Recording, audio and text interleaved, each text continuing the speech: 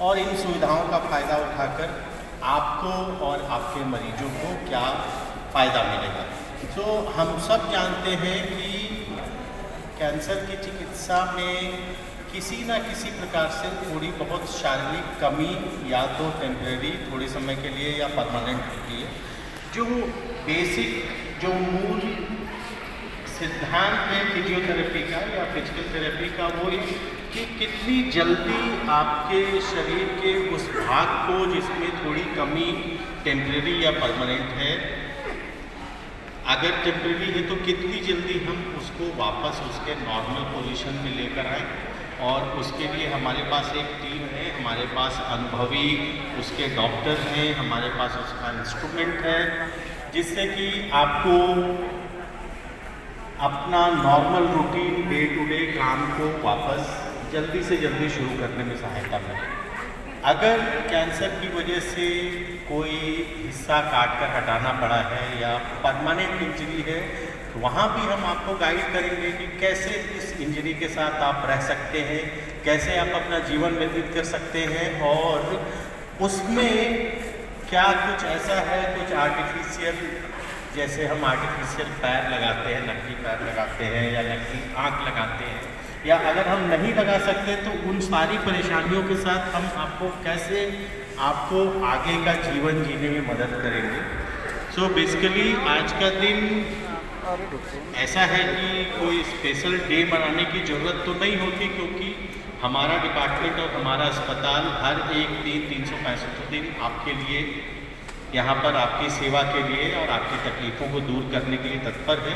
पर एक दिन होता है हम सबको ये रिमाइंड कराने के लिए, और साथ साथ जैसे हमारे साथ डॉक्टर प्रिया हैं, तो हम सबको एक बार ये एक दिन होता है जब हम इस एक दिन इन विशेषज्ञ को, जैसे हमारे साथ डॉक्टर प्रिया हैं, हम इनको हृदय से धन्यवाद दे सकें कि आप सबके लिए हमारी तरफ से और इस अस्पताल की तरफ से, भारत सरकार की तरफ से, ये जो मरीजों को जल्द से जल्द ठीक होने में मदद कर रही हैं, जो आपके डॉक्टर हैं, उनके साथ इनका भी बहुत महत्वपूर्ण योगदान है। तो ये दिन है जब हम एक दिन इनके लिए डेडिकेट करें, और हम ये भी रिमाइंड करें या हम ये ख्याल में रखें कि जो भी आपको तकलीफ़ है, जो फिजिकल डिफॉर्मिटी है, जो भी असुविधा है, मोस्ट ऑफ द टाइम, ज़्यादातर समय वो टेम्परेरी है। आप अपने विशेषज्ञ के साथ बात करेंगे, उनकी सलाह मानेंगे, वो जो एक्सरसाइज बताएं या और जो आपको उपाय बताएं, अगर आप करें तो आप जल्दी से जल्दी वापस अपने नॉर्मल लाइफ को लीड कर पाएंगे, नॉर्मल लाइफ बिता पाएंगे। हम सब की आपके लिए यही शुभकामना है, और आप सब की तरफ से, और मैं हमारे अस्पताल और हमारे सारे साथियों की तरफ से फिजिकल थेरेपी, फिजियोथेरेपी डिपार्टमेंट और डॉक्टर प्रिया को धन्यवाद देता हूँ। Thank you. जय हिंद।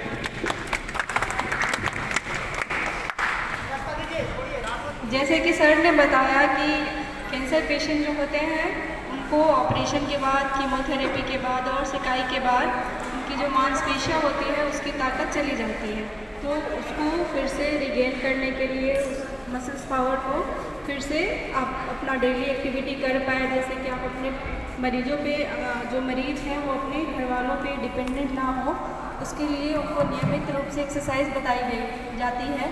यहाँ पे बहुत सारे ऐसे पेशेंट होंगे और मरीज होंगे जो मुझे ऑलरेडी जानते होंगे और एक्सरसाइज मुझसे सीखे होंगे, तो मैं बस यही बोलना चाहूँगी कि वो सारी एक्सरसाइजेज जो आप लोगों को बताई जा रही है वो उसे कंटिन्यू रखें, ना कि अभी बस 1-2 महीने के लिए, बल्कि पूरे लाइफ टाइम आपको वो सारी एक्सरसाइजेज कंटिन्यू करनी पड़ेगी। Thank you so much. अगर आप लोगों को कोई सवाल है तो आप लोग पूछ सकते हैं।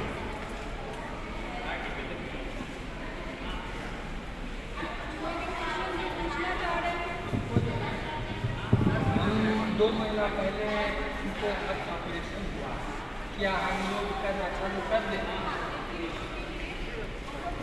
एक्सरसाइजेज नहीं करनी है, जैसे कि आपको नॉर्मल,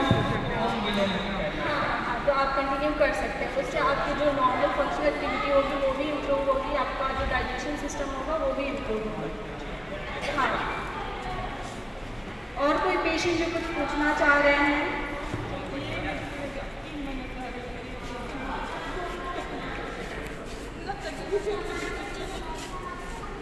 अम्मा यहाँ पे बहुत सारे पेशेंट हैं तो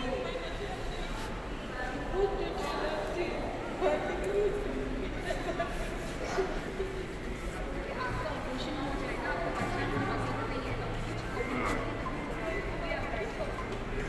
हो जाएगा। बहुत सारे पेशेंट आपके भी सीरियस पेशेंट हैं, आप अकेले नहीं हैं। बहुत सारे पेशेंट हैं जो डेली आ रहे हैं और डेली जा रहे हैं, लेकिन उनको नंबर नहीं मिल रहा है क्योंकि यहाँ पे डिस्ट्रीब्यूशन रेशियो ज़्यादा है।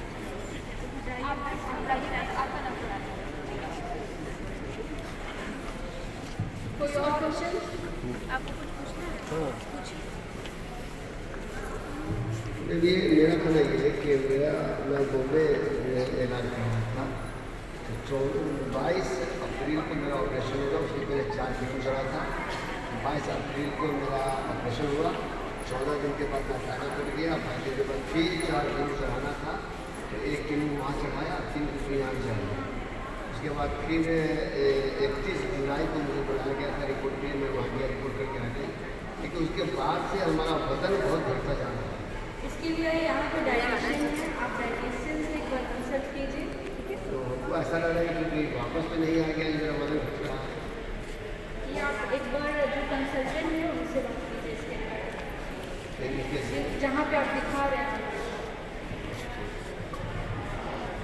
लीवर ख़राब हो गया है, लीवर में कैंसर है, उसमें पेट में पानी हो रहा है, उससे स्वेलिंग आ रहा है पाँव में, उसके लिए क्या करना है? उसके लिए एक्सरसाइज करना होगा। आप दिखा सकते हैं एक बार यहाँ पे पेशेंट को ला के पेशेंट है यहीं पर, तो दिखा सकते हैं। कितना देर में दिखाएं? 1 घंटे। ठीक ठीक।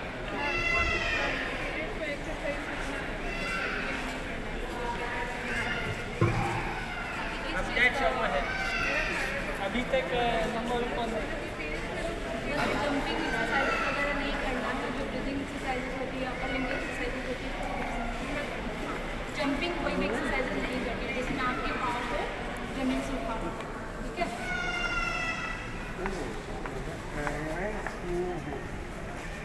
क्या दिक्कत है?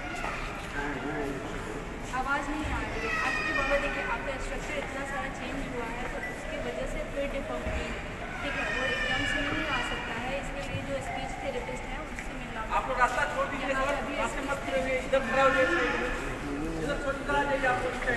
टाइटनेस है उसके लिए एक्सरसाइज करना है। रास्ता कोई नहीं खड़ा होगा। पहले भी रास्ता जाना है, रास्ता छोड़ दीजिए। यहाँ पे आप पहले एक्सरसाइज करने में मिले बताया गया आपको करने के लिए, एक्सरसाइज करने के लिए नहीं बताया गया। 3 बार सर्जरी है तो पहली बार में इतनी दिक्कत होती थी, पहली बार में इतनी दिक्कत नहीं होती।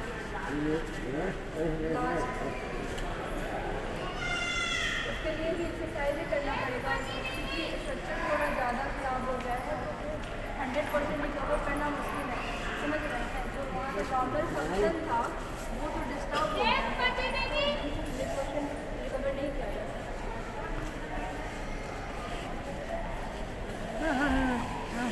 ठीक है, और कोई क्वेश्चन? किसी को कुछ पूछना है पूछ लीजिए। एक्सरसाइज से संबंधित कोई आपको सलाह लेना है, कोई जानकारी चाहिए? इसके लिए आपको मैम मैं इसको हो जाता है जैसे कानून कर आपको नहीं नहीं हाथ आप कसरत करते हैं और रेगुलर बेसिस दिन भर में कितने बार करते हैं? हाथ में प्रॉब्लम आ रही है, ठीक है, ऐसे एक सोचते हैं, ऐसे तो सोचते हैं, ऐसे सोचते हैं तो सुन हो जाता है। एक सोलो में एक बार आकर के दिखा लीजिएगा, ठीक है? ओके, धन्यवाद।